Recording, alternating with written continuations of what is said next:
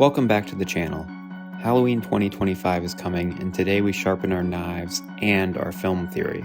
That's right, we're diving headfirst into the flick that didn't just launch a franchise, it launched a genre into overdrive. John Carpenter's Halloween, the 1978 original. This is the movie that proved you don't need buckets of gore, million-dollar sets, or, God forbid, Rob Zombie backstory to terrify an entire generation.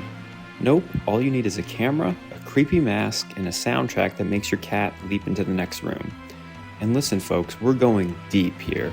We're talking production trivia, hidden details, the genius behind the score, the psychology of fear, and yes, even the Blu-ray color grading wars.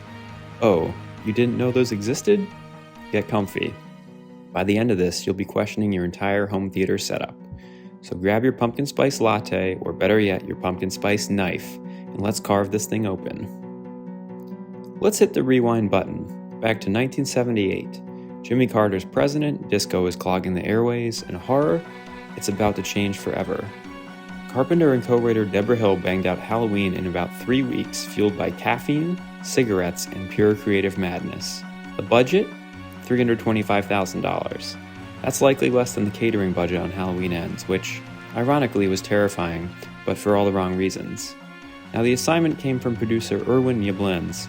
He wanted a low-budget horror flick about babysitters being stalked. Originally called The Babysitter Murders, they smartly changed the title to Halloween. Carpenter said, cool, but what if we can make it operatic, strip out the gore, and make the villain as blank as your ex text messages? And thus, Michael Myers was born. No motive, no tragic childhood trauma flashbacks, just pure evil. Carpenter called him the shape in the script, a force of nature that can't be reasoned with. He's the suburban shark, except with better hair and worse table manners.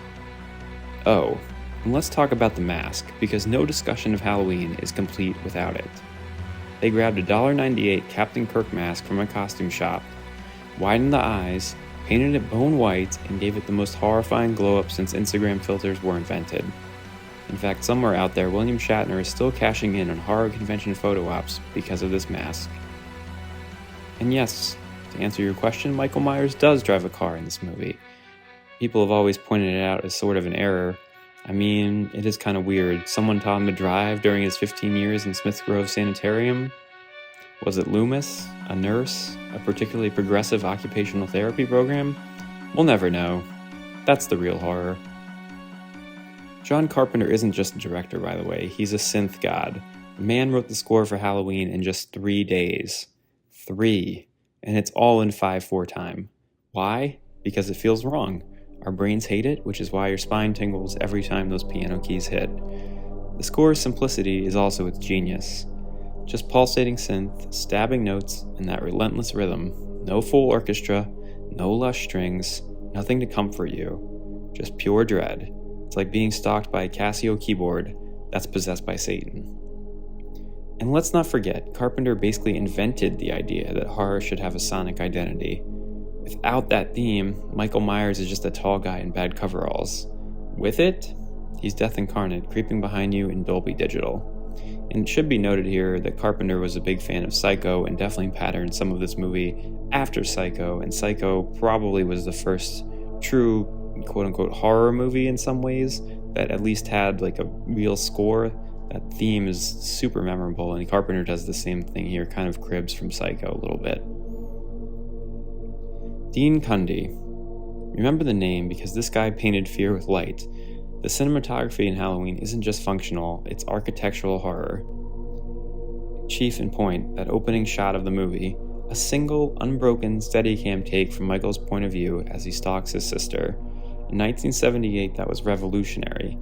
It made you the killer. Suddenly you're complicit. Congratulations, you're traumatized. And that's the opening shot of the movie. And technically they did cheat it a little bit. It's 2 shots. When Michael Myers goes to put the mask on, they actually do a really quick cut that you can't even tell is there. Now, Cundey used Panavision lenses to achieve that crisp, wide 2:3:5:1 ratio. Why does it matter? Because those wide frames create negative space. Every corner could hide the shape. It's the Where's Waldo of murder. Fun trivia also? They filmed this in Pasadena in the spring, so no autumn leaves. The crew literally painted leaves brown, scattered them for each scene, then collected them each time for reuse. Meanwhile, if you look closely enough, you can see palm trees in the background, which is definitely not in Illinois, last I checked. Also, those deep shadows, that's just not spooky lighting, that's noir influence. Carpenter idolized Howard Hawks, and you can feel it here. Halloween is basically a slasher noir with pumpkins. So when Halloween dropped, some critics called it cheap exploitation. Others saw something brilliant in it. Roger Ebert famously praised its craftsmanship. Audiences, they lined up. The movie grossed $70 million on a micro budget. Adjusted for inflation, that's like making a TikTok for $10 and buying a yacht with the profits. And then came the imitators, of course. Friday the 13th, Prom Night, Terror Train. Basically, if you were a teenager in the 80s, your odds of surviving prom night were lower than getting good Wi-Fi at Comic-Con. But here's the twist. Halloween isn't gory. There's almost no blood. It's suspense-driven, which is why it still holds up. Carpenter weaponized stillness. Today's horror leans heavily on jump scares, and Carpenter said, "I'll scare you with a shape in the shadows." That's really all he did. And it worked. Okay, cinephiles, strap in. We're about to enter the most savage battleground since the Empire vs. Rebellion, the Halloween Blu-ray transfer debate. So here, there are three major players. 2007 Blu-ray, Divimax. This release is warm, oversaturated, cranked up contrast. Daylight scenes look like they were shot on the set of CSI Miami. Skin tones? Think Dorito dust with legs. The shadows? Murky like Michael Myers lurking in a vat of gravy. 2013, 35th Anniversary Edition. Now this is the one I watched for this review, although I've seen the films many times on different formats. This is the one I watched most recently. Dean Cundey supervised this release, which made fans think, finally, accuracy. But nope, controversy erupted like a pumpkin spice latte in July. It introduced cooler tones, neutral whites, and deeper blacks. The autumn warmth completely gone. Haddonfield suddenly looked like Scandinavia in November. Some fans loved the crisp look, others accused it of sacrilege. 2019, 4K UHD, the Lionsgate release. Redemption Arc. HDR brings out night detail without nuking the blacks. Skin tones look human again. Color balance feels organic, restoring the original theatrical vibe, or as close as digital can get. If you want the definitive experience, I recommend this one. Unless you're that guy on Reddit who insists the 2003 DVD is the only pure way. That guy exists. He owns a Laserdisc player. He's probably watching this review right now. So why does this matter? Because film color timing is part of storytelling. Alter it and you alter mood. Warmth suggests comfort before horror, cooler tones feel sterile.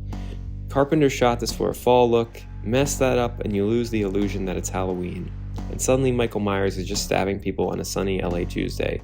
And again, I do want to point out, these are huge differences. The movie looks completely different. Some scenes you can't even see Michael Myers' face in the darkness, while in other releases you can completely see it. So Google these images really quick, take a pause in the video, and tell me you don't see the gigantic differences, because these are not small changes. They completely altered a lot of the scenes, in terms of color at least. So here's the thing about Halloween. John Carpenter understood primal fear.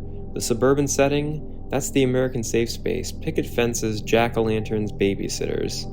He invaded it with chaos. Michael Myers is the ultimate uncanny figure. Familiar, yet alien. Blank mask, it erases humanity, making him a walking void. This is why, in my opinion at least, he's scarier than Freddy or Jason.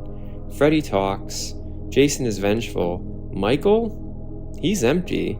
He kills because it's Tuesday.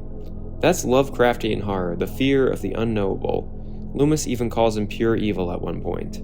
You can't negotiate with that. It's not a villain, it's madness with a knife. So Halloween didn't just birth a franchise, it created a blueprint for slasher cinema. Every slasher film that came after this was in some ways a ripoff of Halloween. Halloween was the definitive first slasher in almost every way. Final Girl? Check. POV shots? Check. Creepy breathing? Check. Every horror film you love owes at least a little bit to this movie. And some of them don't want to admit it, but especially the slow burn horrors have a lot to owe to Halloween. Even now, just rewatching it recently, this movie still feels modern. Why? Because it's lean, efficient, and refuses to explain itself. In an age where every villain needs a tragic TikTok backstory, Michael Myers says, "Nah, I'm good." And that, my friends, is truly terrifying.